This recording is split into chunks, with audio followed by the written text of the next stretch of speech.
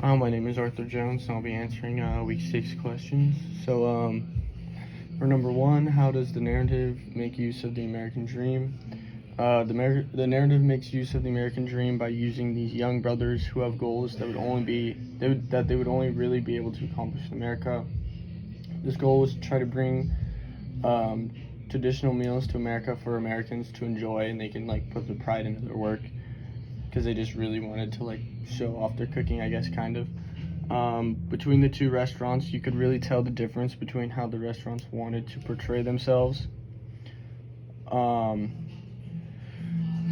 two brothers were always putting in a lot of effort and pride to make it the best experience for their guests, which is what really was the difference between the two restaurants, because the other restaurant really didn't put in the same amount of effort.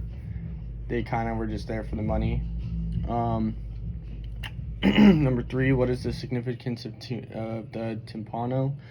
What I thought the significance of the timpano was during the film was it was kind of like a final ditch effort to be able to impress, because they needed to impress these customers to keep these consumers to be able to keep their business going, and this was kind of like their last chance to save their business. Number 4, how does the final dinner sequence emphasize the importance of food in the narrative? The final dinner sequence emphasizes the importance of enjoying meals with close friends. It also shows how these meals can bring people together.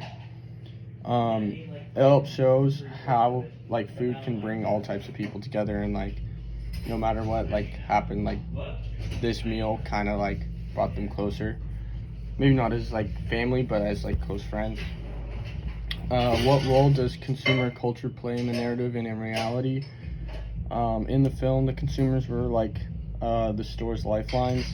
They needed the consumers to be able to keep their business going. So just like in real life, how if a restaurant isn't meeting quota for how many consumers they get or customers they get, they were probably not going to have enough money to keep the business going.